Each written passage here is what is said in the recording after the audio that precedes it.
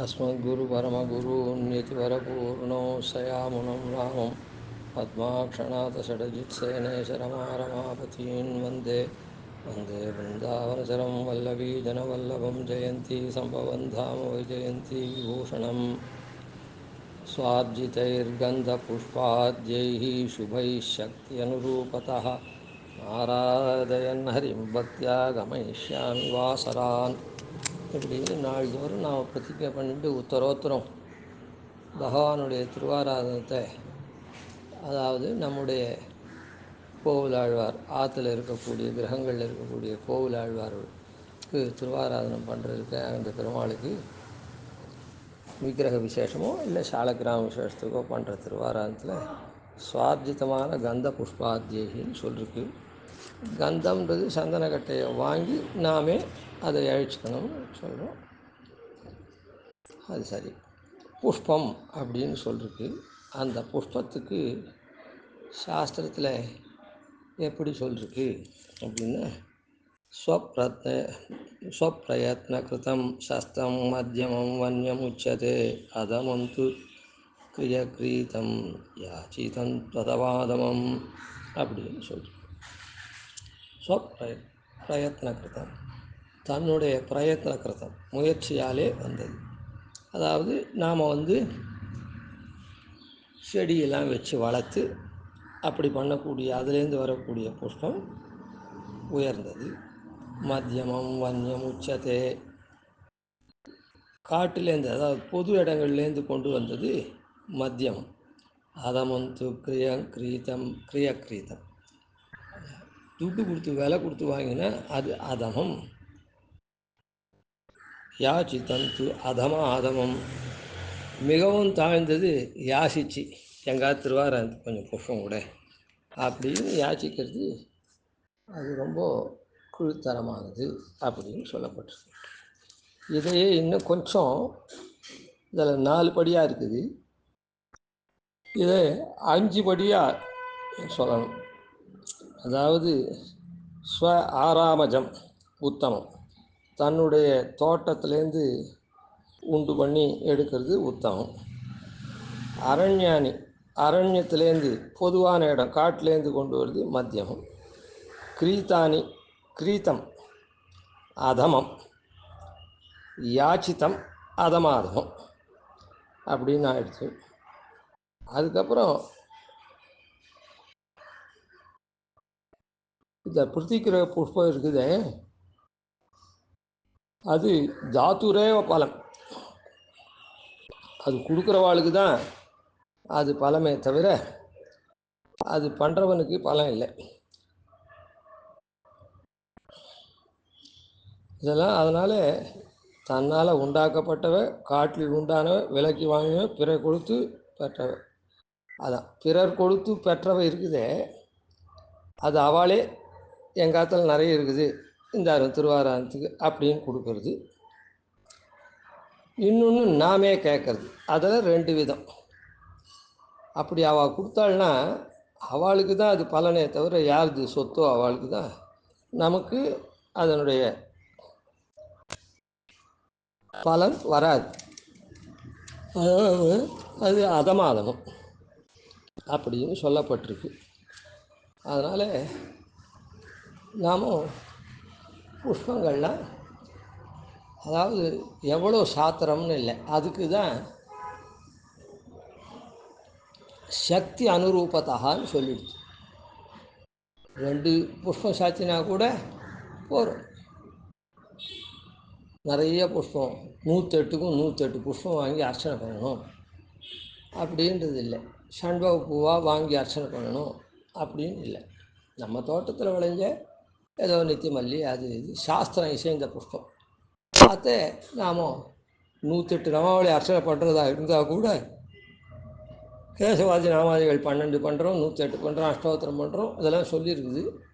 எது நமக்கு அவகாசமோ அதை பண்ணுறோம். அப்போது எல்லாத்தையும் சேர்த்து கையில் வச்சுட்டு ஒரு அந்த தட்டில் வச்சுட்டு கடைசியில் மொத்த நாமாவளியும் சேர்த்து ஒரு புஷ்பம் சமைச்சா கூட போகிறோம். அந்த மாதிரி தான் பண்ணணுமே தவிர இது பண்ணுறதுக்காக அப்படின்னு யாச்சிக்கக்கூடாது. பிறர் சொத்துலேருந்து வாங்கக்கூடாது. அது அவள் கொடுத்தாலும் வாங்கக்கூடாது, நாமும் போய் யாச்சிக்கக்கூடாது. இந்த விஷயத்தில் வரைச்சே என்ன சிஷ்யர்கள் கொடுத்தா என்ன அப்படின்னு சொன்னால், சிஷ்யர்கள் கொடுக்கலாம். சிஷ்யர்கள் இப்போது சமைத்து அதெல்லாம் கொடுக்குறா. அதுபோல் சிஷ்யர்கள் இதை கொடுத்தாக்கா அதை ஏற்றுக்கலாம். அவன் சச்சிஷ்யனாக இருந்து மதியத்துவ அபிமானம் கொண்ட ஆச்சாரியன் அதை ஏற்றுக்கலாம். அது யாச்சித்தமாகாது, பிறர் கொடுத்ததாகவும் ஆகாது. அவன் தன்னுடைய சொந்த வீட்டிலேருந்தும் கொடுக்கலாம், இல்லை காட்டிலேருந்து கொண்டு வரலாம், எப்படி வேணாலும் பண்ணலாம். ஆனால் அது காட்டு புஷ்பமாக தான் மத்தியமும் தான். அவன் சொந்தமாக இது பண்ணான்னா பிரயத்ன ஆகும். ஆனால் இந்த இடத்துல இன்னொருத்தர் பொருளை கொடுத்து ஆராதிச்சா அவளுக்கு தான் அந்த பலன் போகுன்றது அப்படி இல்லை. அவன் ஆச்சாரியனுக்கு சமர்ப்பிக்கிறான், அதுக்கப்புறம் ஆச்சாரியன் பெருமாளுக்கு சமர்ப்பிக்கிறது. அதனால் அது யாச்சித்த புஷ்பம் போல ஆகாது அப்படின்றதையும் தெரிஞ்சுக்கணும். துளசியில் வரைச்சே விலை கொடுத்து வாங்கக்கூடாது. பொதுவாக சாஸ்திரங்களில் படிக்கச்சே என்ன தோணும் அப்படின்னு சொன்னால், துளசி புஷ்பம்னு சேர்த்து எழுதிட்டு வருவாள். அது சொல்லப்பட்டிருக்கும். அது துளசி புஷ்பம்னு பொதுவாக நாம் அது சொல்லியிருக்கிறத பார்த்துட்டு துளசியை கூட விலைக்கு வாங்கலாமோ என்னமோ அப்படின்னு இல்லை. ஏன்னா துளசியை கிரகிக்கிறதுக்கு மந்திராதிகள் இருக்குது, துளசியை கிரகிக்கிறதுக்கு காலாதிகள் இருக்குது. சில நாளில் செவ்வாய்க்கிழமை, வெள்ளிக்கிழமை, ஞாயிற்றுக்கிழமை இதெல்லாம் துளசியை கிரகிக்கக்கூடாது. ஷஷ்டி, பௌர்ணமி, அமாவாசை, இந்த மாதிரி பித்திருத்தினங்கள் இந்த மாதிரிலாம் கிரகிக்கக்கூடாது. உபாதான காலம் மாத்தியானிக காலத்துக்கு முன்னே இருக்கக்கூடிய காலத்தில் தான், மாத்தியானிகத்துக்கு முன்னே தான் துளசி கிரகிக்கணும். இப்படிலாம் பல நியமங்கள் அதுக்கு இருக்கிறதுனால அதை புஷ்பத்தை போல் விலை கொடுத்து வாங்கக்கூடாது. புஷ்பத்தை போல் விலை கொடுத்து வாங்கக்கூடாது. அதோடு கூட துளசிக்கு அபாவ காலத்தில் எப்படி பண்ணணும்னு சொல்லியிருக்குது. அதை ஆழ்வார் ஒரு திருவிருத்த பாசுரத்தில் சுலபமாக காட்டிருக்கார். அதை முதல்ல இங்கே அனுசந்தானம் பண்ணணும். வாராயின முலையாளிவள் வானோர் தலைமகனாம் சீராயின தெய்வ நன்னோ இது அப்படின்ற வரையில் அந்த பிரகிருத விஷயத்தை சொல்கிறார். மேலே நமக்கு வேண்டியமான பிரகிருத விஷயம் தெய்வ தன்னந்துழாய், தெய்வ சக்தி பொருந்தியது துழாய். அது என்னன்னா, மற்றதெல்லாம் பெருமாளுக்கு இங்கே இருக்கக்கூடிய பதார்த்தங்களுக்கு அதி தேவத்தையாக இருக்கிறது தான் பெருமாள் அங்கே அஸ்திரபூஷணமாக எடுத்துகிட்டு இருக்கான். இங்கே இருக்கக்கூடிய இந்த பிரகிருதி மண்டலத்தில் பிராகிருதமாக இருக்கக்கூடிய வஸ்துக்கள், தத்துவங்களோ அதிலிருந்து உண்டான வஸ்துக்களையோ அவன் என்ன பண்ணுறான், அதுக்கு அதிதெய்வமாக இருக்கக்கூடிய அதிதேவதைகளை தான் அந்த இடத்துல அஸ்திரபூஷணமாக பெருமாள் கொண்டிருக்கான். ஆனால் துளசிக்கு எந்த அதிதெய்வமும் இல்லை, அப்படியே தான். அதனால் இங்கும் அங்கும் துளசி ஏகரூபமாக இருக்குதுன்னு அர்த்தம். இப்போது வைஜெயந்தி வனமாலாயை நமஹா அப்படின்னா, வனமாலைன்றது இங்கே இருக்கக்கூடிய பூதங்களுடைய அதிதெய்வம். அத்தை வனமாலையை அவன் கொண்டிருக்கான், வைஜெயந்தின்ற மாலையாக கொண்டிருக்கான். சார்ங்கம் சங்காக அப்படின்னா இருடீகங்கள் ஈரைந்தும் சார்ங்கம் சங்காக. இந்த கர்ம இந்திரியம் 5, ஞானேந்திரியம் 5 அப்படின்னு சொல்கிறத அங்கே ஞானேந்திரியம் 5ஐயும் சார்ங்கமாக கொண்டிருக்கான்.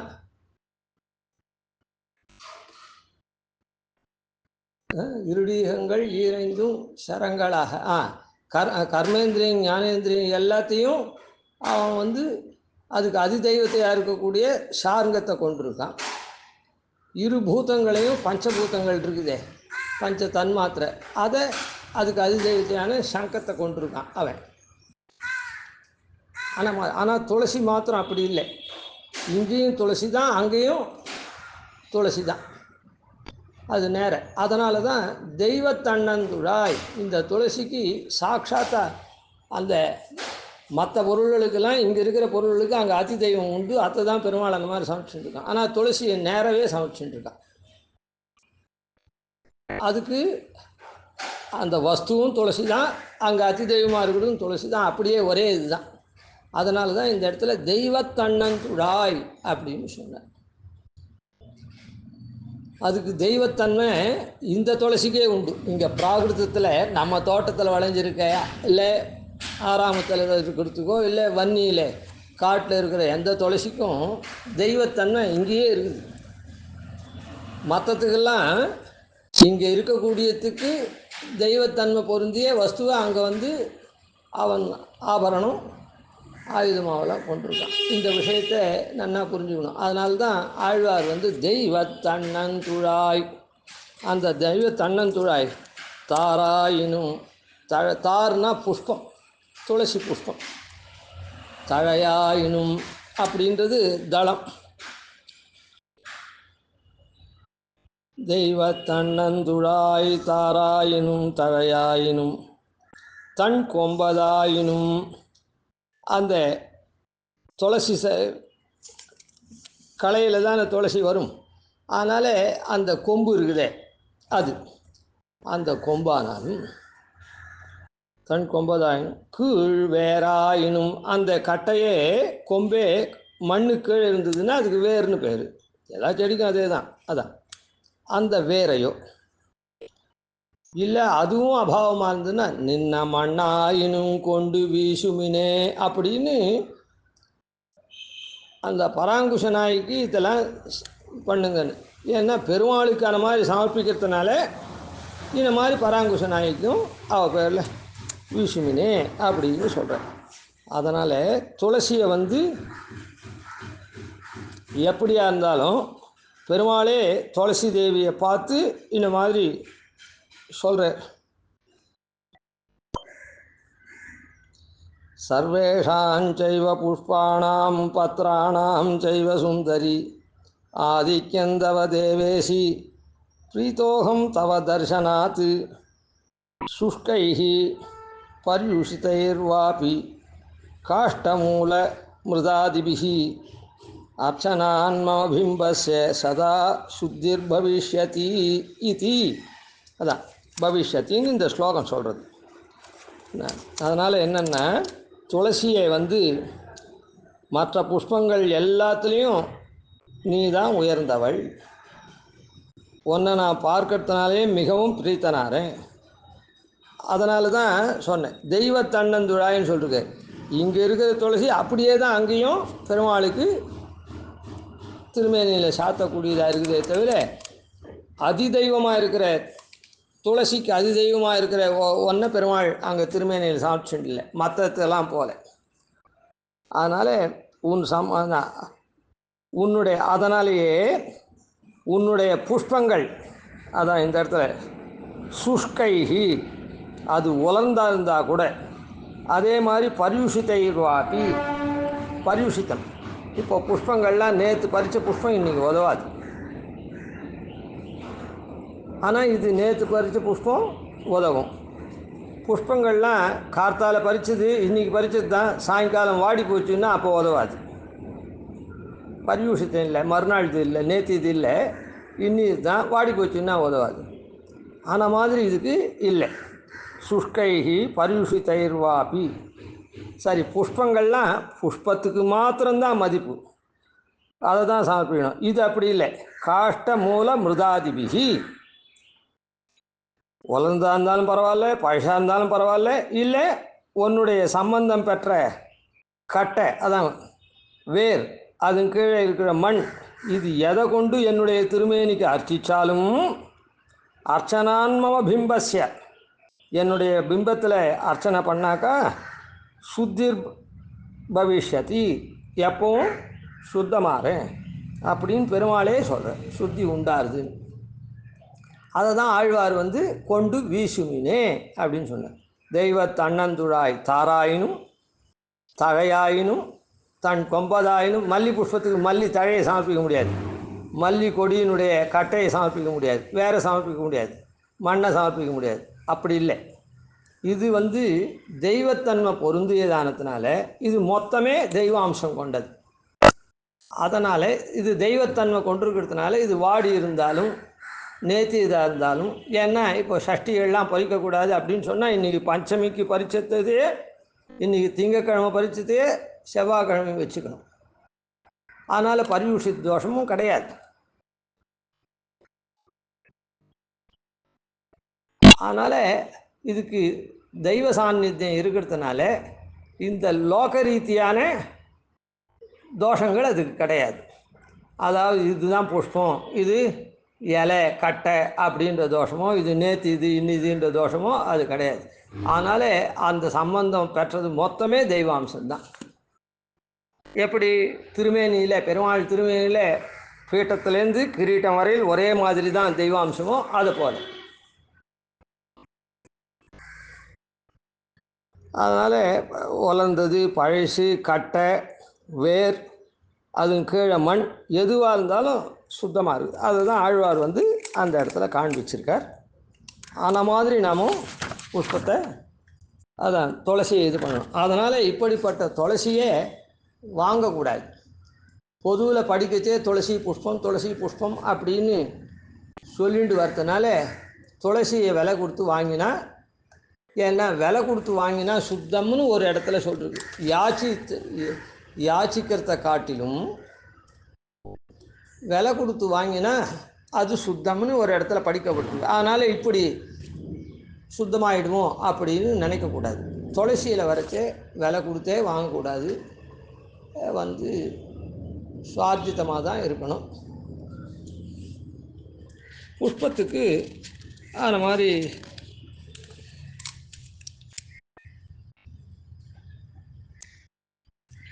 அதான் அதில் சாஸ்திரம் சொல்கிறது. உத்தமம் துளசி புஷ்பம், மத்தியமம் துளசி தளம், அதமம் துளசி பத்திரம், காஷ்டம் சூர்ணம் ததோதமம் அப்படின்னு சொல்லியிருக்கு. இப்போது அது எதுக்காக சொல்லியிருக்குன்னு பார்க்கணும். அதெல்லாம் கீழ்பட்டதா?